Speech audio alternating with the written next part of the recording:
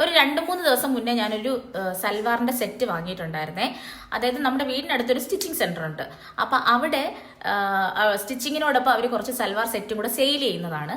അങ്ങനെ അവിടുത്തെ ഡിസ്പ്ലേയിൽ ഒരു ലാവൻഡർ ഷെയ്ഡ് ഇട്ടിരിക്കുന്നത് ഞാൻ കണ്ടിട്ടുണ്ടായിരുന്നു.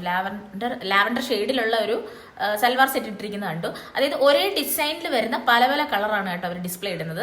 അപ്പം നമുക്ക് ഭയങ്കര കൺഫ്യൂഷൻ അടിക്കും ഏത് കളർ എടുക്കണം എന്നുള്ളത്. പക്ഷേ ഈ പ്രാവശ്യം അവർ ഡിസ്പ്ലേയിൽ ഇട്ടിരുന്ന ആ ഒരു ചുരിദാർ സെറ്റിൽ നല്ല അട്രാക്റ്റീവ് ആയിട്ട് തോന്നിയത് എനിക്കൊരു ലാവൻഡർ ഷെയ്ഡാണ് കേട്ടോ. അപ്പോൾ അത് ഞാൻ നോക്കി വെച്ചിട്ട് 2 ദിവസം കഴിഞ്ഞ് അവിടെ ചെന്ന് വാങ്ങാൻ നോക്കിയപ്പോഴത്തേക്കും ആ കളർ അങ്ങ് സെയിലായി, വേറെ ആരോ വാങ്ങിച്ചുകൊണ്ട് പോയി. അത്രയ്ക്ക് ഭംഗിയായിരുന്നു. ആ ഡിസ്പ്ലേയിൽ ഇട്ടിരിക്കുന്ന കളേഴ്സിൽ വളരെ അട്രാക്റ്റീവ് ആയിട്ട് തോന്നുന്ന ഒരു കളർ ആ ലാവൻഡർ ആയിരുന്നു. അപ്പോൾ അത് വേറെ ആരോ വാങ്ങിക്കൊണ്ട് പോയി. അപ്പോൾ അവസാനം ഞാൻ പിന്നെ തൽക്കാലം ഉള്ള കളേഴ്സിൽ നിന്ന് അത്യാവശ്യം എനിക്ക് നല്ലതെന്ന് തോന്നിയ ഒരു കളർ ഞാൻ സെലക്ട് ചെയ്തു. മനസ്സോടെയാണ് ഞാൻ സെലക്ട് ചെയ്തത്. അപ്പോൾ അത് ഞാൻ വീട്ടിൽ കൊണ്ടുവന്നു. എന്തോ ഭാഗ്യത്തിന് അങ്ങനെ ഞാൻ ഉടനെ സ്റ്റിച്ച് ചെയ്യില്ല. 2 ദിവസം കഴിഞ്ഞപ്പോഴത്തേക്കും ഷോപ്പിൽ നിന്ന് തന്നെ വിളിച്ചിട്ട് പറഞ്ഞു ആ ലാവൻഡർ കളർ അത് റീസ്റ്റോക്ക് ചെയ്തിട്ടുണ്ട്, അപ്പോൾ വേണമെങ്കിൽ അത് വാങ്ങാമെന്ന് പറഞ്ഞു. അപ്പോൾ ഞാൻ പറഞ്ഞു എനിക്ക് ഒരേ ഡിസൈനിൽ ഒരു 3-4 ചുരിദാർ വാങ്ങി വയ്ക്കുന്നതിനേക്കാളും നല്ലത് ഈ കളർ എക്സ്ചേഞ്ച് ചെയ്യാൻ പറ്റുമോ എന്ന് ചോദിച്ചു.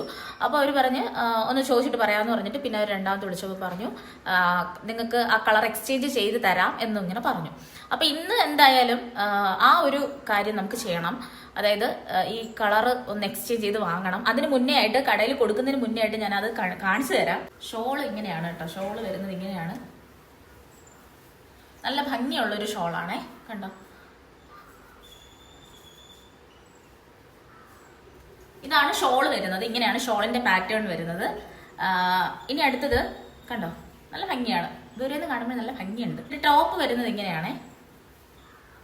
വേറെ വ്യത്യാസമൊന്നുമില്ല, കളറിൽ മാത്രമേ ഇനി വ്യത്യാസം വരത്തുള്ളൂ. ഇത് കൊടുത്തിട്ട് വേറെ ലാവൻഡർ കളർ വാങ്ങണം, അത്രേ ഉള്ളൂ.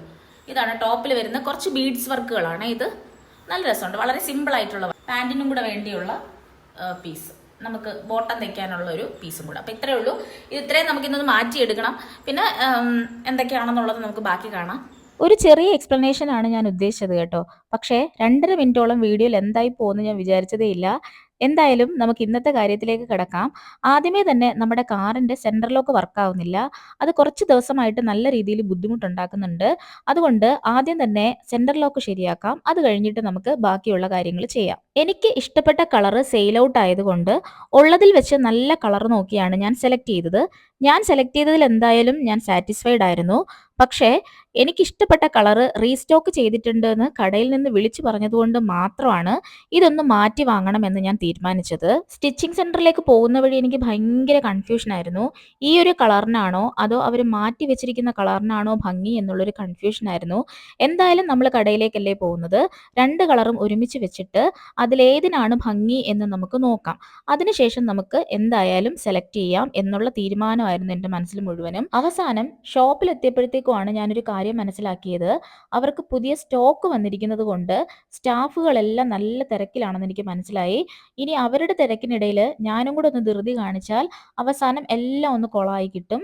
അതുകൊണ്ട് തൽക്കാലം കുറച്ച് കഴിഞ്ഞിട്ട് നമുക്ക് ഈ ചുരിദാർ ഒന്ന് മാറ്റി വാങ്ങാമെന്ന് കരുതി. കഴിഞ്ഞ കുറച്ച് കാലം വരെയും നമ്മൾ എന്താവശ്യമുണ്ടെങ്കിലും നേരെ വരുന്നത് ലുലു മാളിലോട്ടാണ്.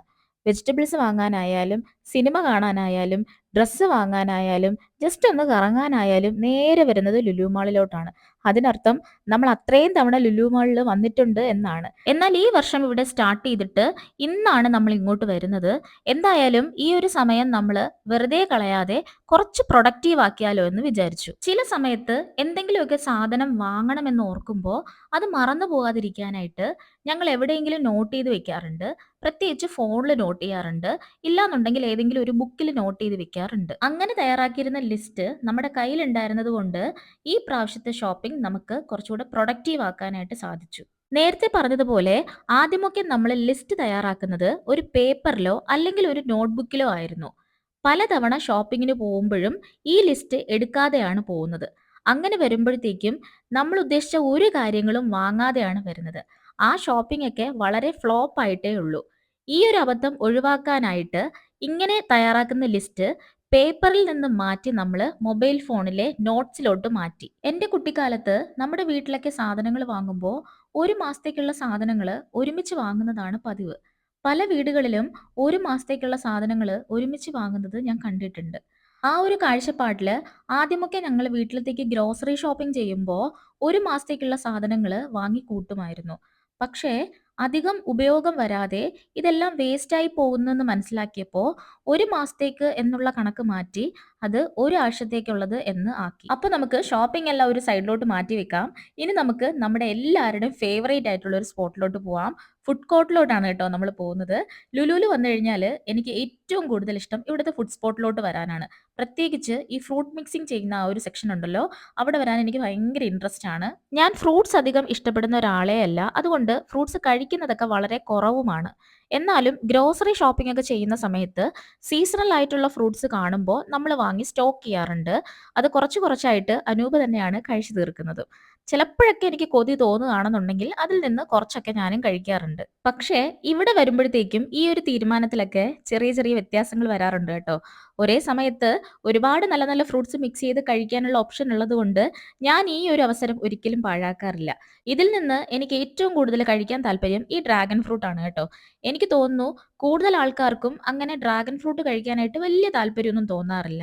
ഡ്രാഗൺ ഫ്രൂട്ട് കഴിക്കുന്ന ആൾക്കാർ വളരെ കുറവായിരിക്കും എന്നാണ് എൻ്റെ ഒരു നിഗമനം.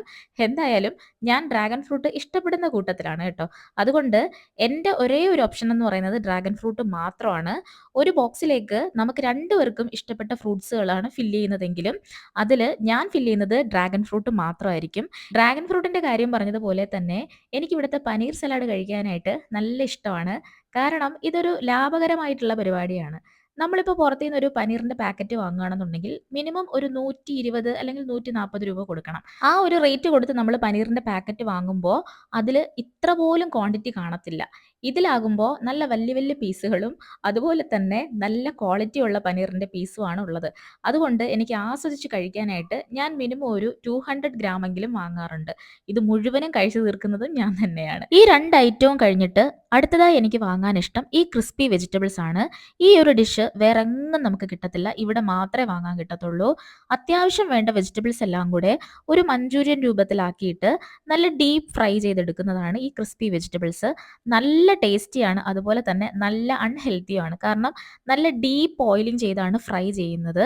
എന്നാലും നമുക്ക് വല്ലപ്പോഴൊക്കെ കഴിക്കാം. സാധാരണയായി എല്ലാരെ പോലെയും ഇവിടുന്ന് ഫുഡ് പാക്ക് ചെയ്ത് മുകളിൽ പോയിരുന്ന് ഫുഡ് കഴിക്കുകയാണ് ചെയ്യാറ്. പക്ഷേ ഈ പ്രാവശ്യം കുറച്ചധികം നേരം ഹൈപ്പർ മാർക്കറ്റിൽ സ്പെൻഡ് ചെയ്തതുകൊണ്ട് നമ്മൾ നല്ലപോലെ ടയേർഡായി. അതുകൊണ്ട് നമുക്ക് ഈ ഫുഡെല്ലാം വീട്ടിൽ പോയി സമാധാനത്തിൽ കഴിക്കാമെന്ന് തീരുമാനിച്ചു.